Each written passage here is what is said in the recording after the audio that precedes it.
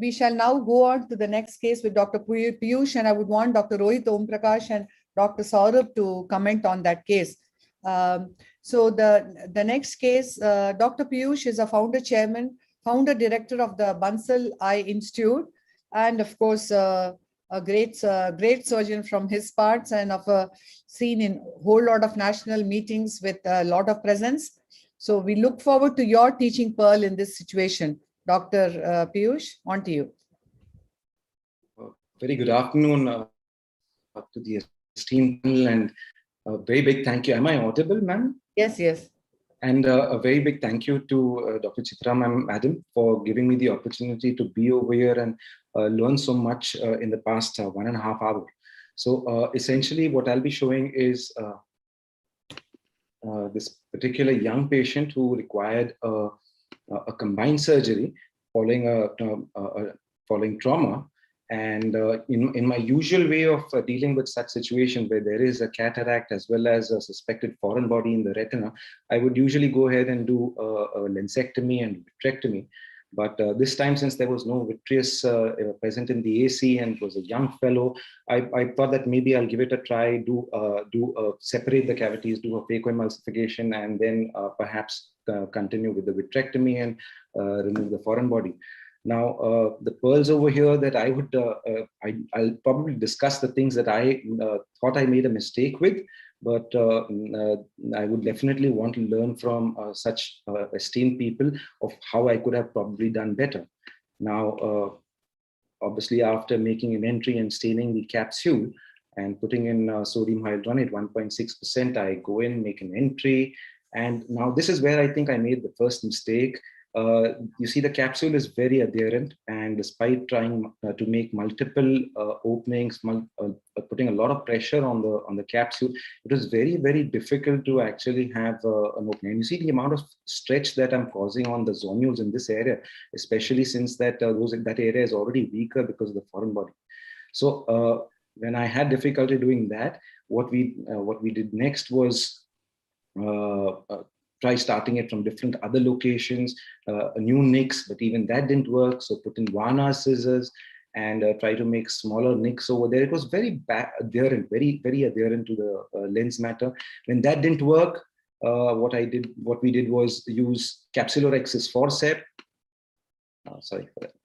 Use capsular excess forceps, micro excess forceps, and try to peel off whatever we can. However, that wasn't working either. So the next step was use a 23 gauge straight retinal scissor to go in through the same side port, and again try to make nicks and gradually hold on to the capsule and make an opening. Following this, we were able to make an opening, and what we saw was that the lens matter, most of it was quite soft, in fact, and came out quite easily with phaco as well as with irrigation aspiration.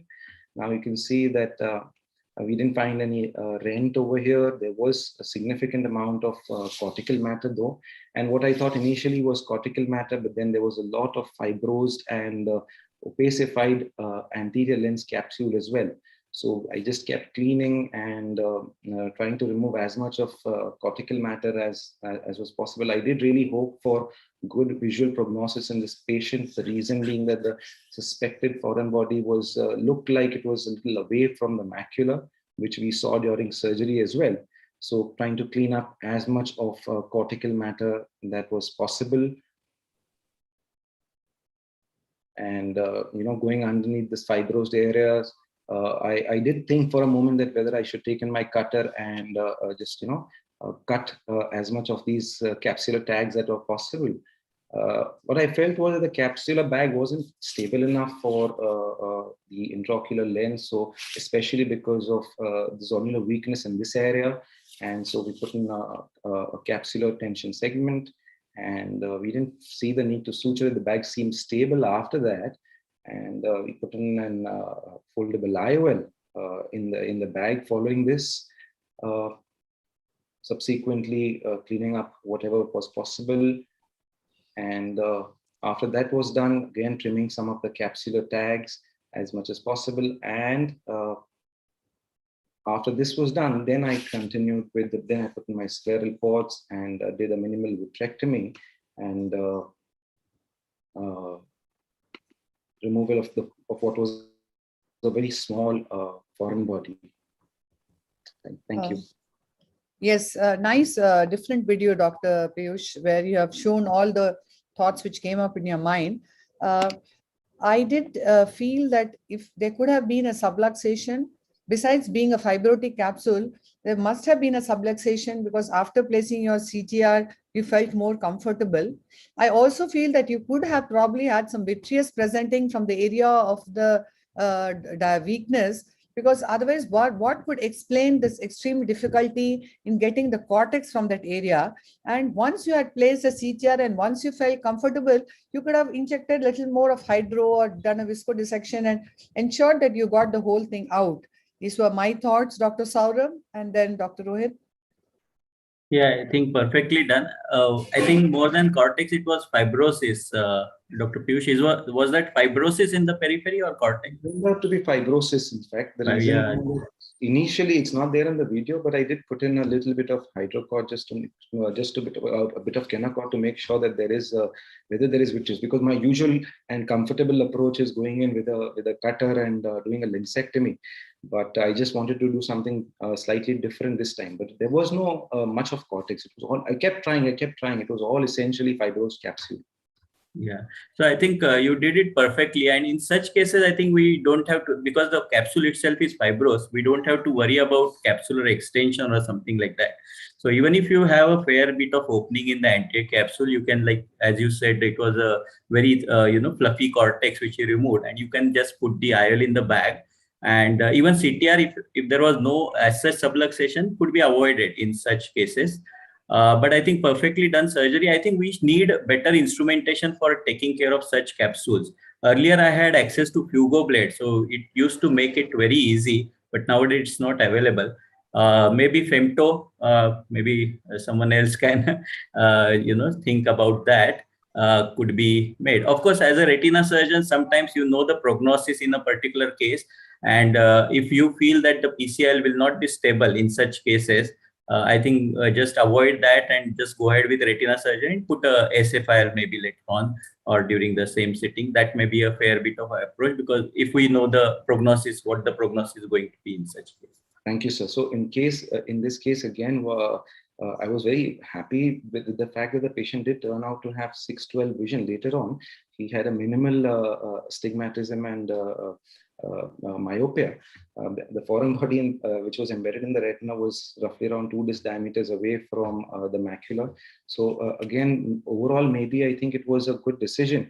What I think I personally made a mistake was the initial nick when we were trying to make, and that time there was undue pressure that was what was put on the capsule and on the zonules in the area from where the foreign body had entered. Another point that I would like to highlight over here is the use of the retinal scissors, the 23 gauge straight scissors. I think that's what made me get a nice opening in the anterior capsule without actually having to use the vitreous cutter. Dr. Satyajit, do you want to ask anything?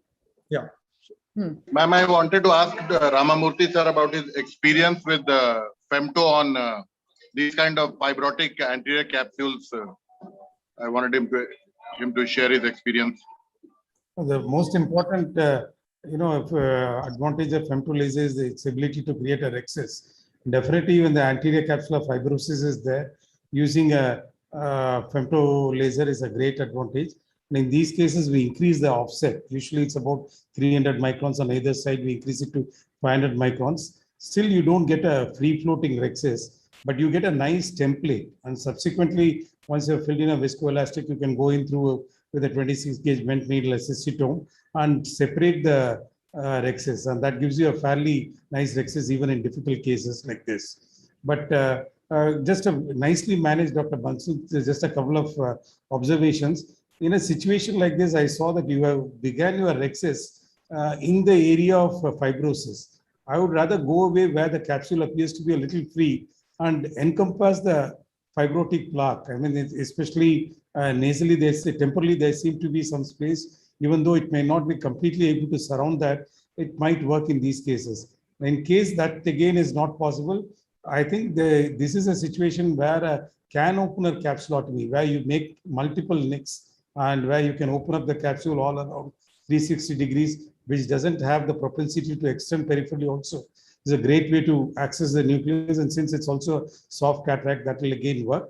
And lastly, with extremely fibrotic capsules which are not even amenable to the laser, the best instrument to use is a vitrector. It's not just for the posterior axis or this thing for remove the vitreous, but you can, once you have created a neck and opening, you can create a nice round anterior axis opening also using a vitrectomy cutter, and that would give you good access to the subsequent steps of the surgery. Otherwise, nicely managed. Dr. Rohit, yes? Yeah, Thank you, sir. One thing which my usual technique in such cases is, as Dr. Ramamurthy said, try to create an opening where the fibrosis was less. That is the first thing, with a cystotome for that matter. And then make 3 ports and use the micro scissors through different ports. You can easily go around and create a circular axis. So using the micro scissors through different curved micro scissors through different ports helps you create a circular axis in such cases. Thank you. Thank you very much. And that was a nice case, Dr. PIYUSH. Rather, we've had different varieties of cases being discussed today and a lot of learning. Do stay tuned with us to the